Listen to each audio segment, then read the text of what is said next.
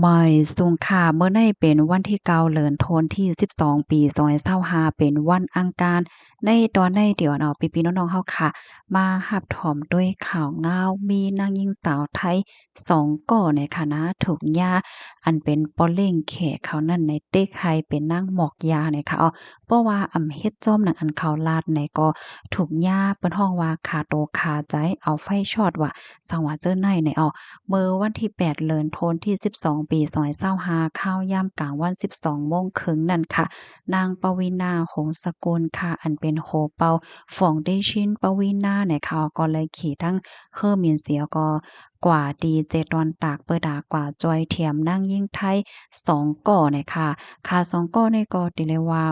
กว่าถึงที่เมียวติเหมือนตกงะลายลิบเหย้าเนี่ยค่ะเอาไว้หลังเสเจอเขาในถูกย่าเหรียญกว่าเหตุการณ์ที่เมียวตินะคะว่าเพิ่นว่ากว่าถึงเหย้าในซ้ำญาติให้เฮ็ดนางหมอกยาเพราะว่ายอมเฮ็ดในก็ซ้ำถูกย่าบ่เร่งนายจ้างอันเป็นเจ้าเขนั่นค่ะนะ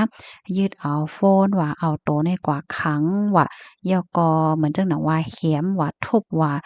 เอาไม้พัดว่าเอาไฟฟ้าช็อตจ้อมโตจ้อมคิงว่าสังว่าเจิ้นนายเฮ็ดเนี่ยเนาะแล้วก็ลื่นสุดเขาก็เลยยอมเฮ็ดจ้อมหนังอันบ่เร่งนายจ้างให้เฮ็ดนั่นเฮ็ดนี่เพราะว่าอันนายจ้างเขาตั้มใจเย็นใจที่เขา要เขาในก็เอาตั้งโฟนเหี่ยวก็คัดใจกับสืบย้อนตั้งจอยเทียมเนี่ยค่ะลื่นสุดก็ถึงที่บ่รอดเพออกมาไล่เฮ็ดจังได๋ค่ะนะไหว้สิตั้งฝ่ายมูลนิธิค่ะเนาะเปิ้นไล่รับตึงลาดเหย้าเปิ้นนี่ก็ไล่กับศาลกันตั้งฝ่ายจอยเทียมภูมิพลพรเขาหลายป้าหลายฝ่ายเสียวก็ถึงที่ซัมป้อจังจอยเขา2ก้อนได้ไล่มาหนังลอดเพเฮ็ดจังได๋ค่ะลองตั้งลายโหย่อยย่ำมันได้แต่กอในมื้อแต่มันในค่ะนะมีนางสาวเออายุไล27ปีเป็นคนอยู่ที่เมืองไทยปอดตอนเนอแนวค่ะ มันนางในมือแต่ในก็เป็นก้นที่ใครรายการรายงานเฮ็ดนั่นค่ะน่ะเสแลซ้ำเลยฮู้จักก้นต่างออนไลน์เล่นสื่อตรงก้นเฮ็ดจังแนวค่ะก้นๆนั้นเนี่ยจื้อฮ้อว่าปี้ๆเนี่ยว่าเป็นนางยิ่งนั่นน่ะแหละก็โจมานางกว่าเหตุการณ์มันนางว่ามาเหตุการณ์จ้อมเฮาแลเป็นการเอนเทอร์เทนการลุ่มล่าลูกกาในเสียงตั้งเกี่ยวตั้งมนต์ตั้งชื่อ KTV ตีเมืองเมียววัดติเฮ็ดได้ว่านะก็ให้การได้แสดง KTV เฮ็ดเนี่ย1เลินในสู่ในก็ได้ไล่เงินอยู่5-70,000บาทเฮ็ดให้กำไรนางก็ในก็ยมเต้นะเสียวไหลออกข้าวตั้งกว่าเมื่อวันที่1เดือนธันวาคมที่11ปีป่นมานั่นมันนางก็ขี่ตั้งก้าค่ะเนาะรถโทกาปัสในคณะลูกตีวานเกิดเสียวก็กว่าลงตีแม่สอดใจตอนตักกำในก็มีคนมาหาบเสอ่อนคอ่อนคำตั้งเส้นตั้งสภาวะนังฮือคำแม่น้ำเมยกว่าตั้งฝั่งแม่วัดดีเนี่ยค่ะสืบนั่นก็ซัมมีกากาตั้งฝั่งนั้นค่ะนะมาหาบเสียก็ออกข้าวตั้งกว่าดินนั้นเฮ็ดจังไดเพราะว่ากว่าถึงตีเสียงล้านนั้นมีชื่อว่าหงหลงเนี่ยค่ะว่านะหงหลงทภาให้แหน่มันเป็นเฮิรนตึกหลงไว้ให้แหน่ก็มีนางหญิงสาวตั้งนำตั้งหลายให้แหน่เนาะ มันนางเนี่ยก็เลยคบกันดังบีเนี่ยค่ะเนาะนางหญิงสาวที่อันเขาติดต่อกับสืบกันดังออนไลน์นั่นค่ะอย่าก็เลยอบเลยโอ้กันเสียก็เลยกับสารปันได้เป็นพ่อเลี้ยงนายจ้างนะจั่งซี้เฮ็ดให้นั้นค่ะน่ะสืบนั่นในอันเป็นบีนั่นก็หายตัวกว่าเนี่ยค่ะตั้งแต่เมื่อวันที่2เดือนธันวาคมที่11ปี2025ที่ป่นมาเฮ็ดไหนค่ะสืบนั่นเนี่ยค่ะนะอันเป็นพ่อเลี้ยงนายจ้างอันเป็นเจ้าเขเนี่ยก็เต็กให้มานางเนี่ยเฮ็ดนางหมอกยาย่อก็ลาติมานางว่า ศูนย์ในติดนี้นะศูนย์ในเป็นหนี้ตั้งติดเสียงติดล้านแล้วนะเหมือนจังหนังว่าตาเฮาเลยตัวสูงมาในเฮาก็เลยจ่ายเงินกว่ากันนั้นกันได้กำนั้นแลสุดเลยเหตุการณ์ทรายหนี้เฮ็ดจังเนี่ยกำในนางสาวเอเนี่ยก็ไข้เฮ็ดค่ะเนาะเพราะว่าไข้เฮ็ดยาวเนี่ยก็ถูกย่าหลอกเงินเฮ็ดให้ว่าซังว่าเฮ็ดจังเนี่ยเผอว่าฮอดถึงมาวันที่18เดือนธันวาคมที่11ค่ะเนาะมานั่งเนี่ยก็คัดจ่ายหาตั้งดีๆปลายค่ะแล้วก็ล้อมถ่ายแคบหางตีเสียงล้านเขานั่นค่ะนะเปิดตาเตส่งในภูมิพลพรเขาย้อนตั้งจอยเทียแม่แหนก้อยกะว่า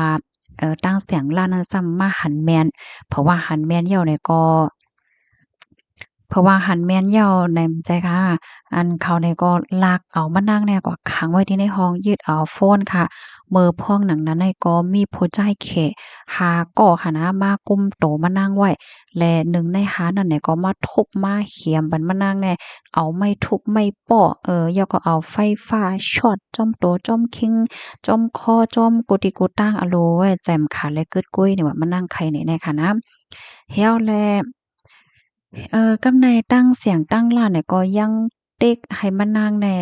หับลูกกาค่ะเนาะหับลูกกาเต๊กให้มานั่งเฮ็ดนั่งหมอกยาหับลูกกามลืมอย่างเฮ็ดจั่งเนี่ยนะแล้วก็ลัดมานั่งว่าสู้ในแต่ละเหตุการณ์ทรายนี้แล้วก็สู้ในว่นครึ่งแต่ละปลายนี่แหละหญ้าตามแทงแต่ละเฮ็ดเหยาะแต้นลองอันสู้เฮ็ดไว้ตั้งพิษครึ่งแต่ปลายในเฮ็ดจั่งเนี่ยอารมณ์มันนางในแต่ก็เหมือนตกงะลายตั้งเป็นยาวเฮ็ดแหน่ เอามาเลื่อนสุดมานางก็เฮ็ดแกงยอมเฮ็ดจั่งหนังขาวค่ะเนาะเฮ็ดนั่งหมอกยากว่าเฮ็ดจั่งเนี่ยนะกำแน่เผื่อว่าพอเลี้ยงได้จางเขาเปิ้นก็บ่ปักใจที่มันนางเหย้าเนาะมันนางก็ไล่ฟ้อนไล่หักมาเหย้าในมื้อวันที่3นั่นมันนางก็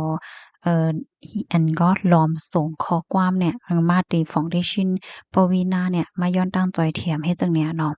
เมื่อพ้องหนังนั้นก็มีแทงก้อนหนึ่งจื้อฮ้องว่านางสาวบีอายุเลย26ปีอันนี้จะเป็นก้นที่อยู่ดังปอดตอนภาคอีสานค่ะอันนี้ก็ถูกยัดเด็กให้เฮ็ดนางหมอกยาตีล้านเหลียวกันนั่นเหมือนกันเหย้าเนี่ยค่ะอันนี้ก็ย้อนตั้งจอยเถียมมาตีฟองได้ชินอันนี้เหมือนกันค่ะ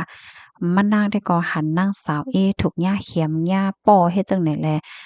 มันนางก็โกน่ะนั่นขนาดไหนตุกค่าการใจแห้งหนาแลวันหนึ่งก็มันนางแต่ย่าจึงนั้นโยมันนางก็เล็บเต็มหลอดให้ไหนให้แล ก็ย้อนตามจอยเถียมมาให้แหน่ไว้หลังเสและฮับตึงลาดเหย้าในอันเป็นนางปวีณาหงส์สกุลในก็ไล่สืบฟ้นอบตั้งนางสาวเอเหี่ยก็ไล่หันแคบหางไล่หันศักดิ์ศรีหลักฐานมันเหย้าหย่าหลีงามเหย้าเนาะฮู้ว่าตีนไหลเป็นตีนไหลเหย้าในเสแลไล่กับศาลตั้งภูมิปนพรฝ่ายเจ้าหน้าที่ที่แม่สอดค่ะเนาะให้นั่นเหี่ยก็ลื่นสุดก็ภูมิปนพรเขาเพิ่นก็คับๆขึงๆเหี่ยก็จอยเทียมไลค่ะ เมื่อวันที่7ที่ป่นมานั่นเนาะ